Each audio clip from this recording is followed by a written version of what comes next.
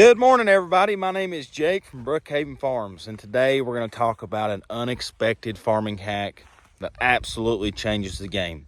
Stick around through the video. We'll talk about it. We'll get through it. We'll talk about things, and one particular thing that'll take your farm to a different level.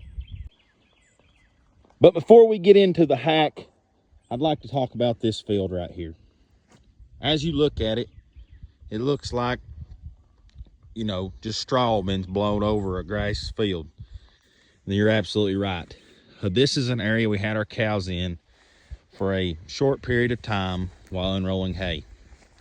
If you look out through this field, you just see hundreds and hundreds and hundreds of patties of cow manure. This cow manure, with fertilizer so high, this cow manure might as well be worth a $5 bill, each one of them. Greg Judy talks about that all the time. He goes, $5 bill, $5 bill, $5 bill, $5 bill. So it's really important for us to unroll hay. I know we've been talking about unrolling hay on our fields. It also helps transform our fields from, not as good as pasture to great pasture. So as we go through here, you can see a little bit of that broom sage. Unrolling hay gets rid of that. When you have healthy soil, the weeds and the things the undesirable things in your field just cannot survive. They just can't do it.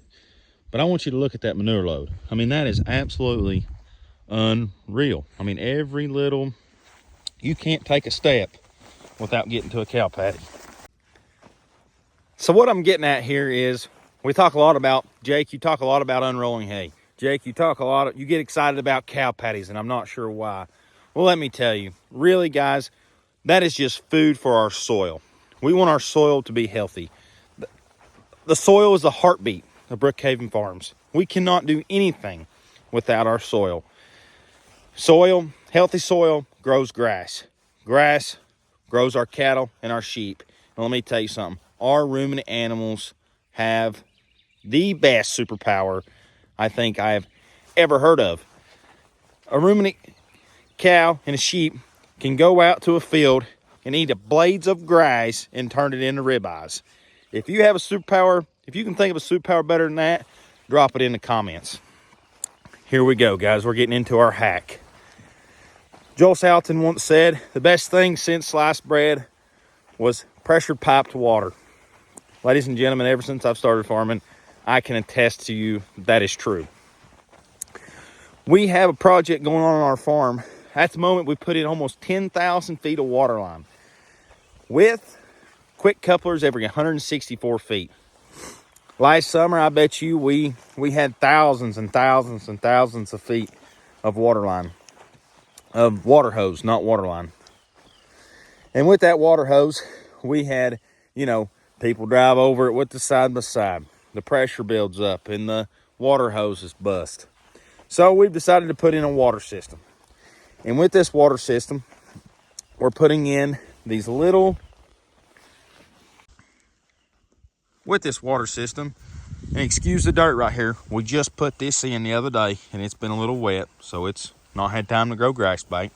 But we put these little boxes in, every 164 feet.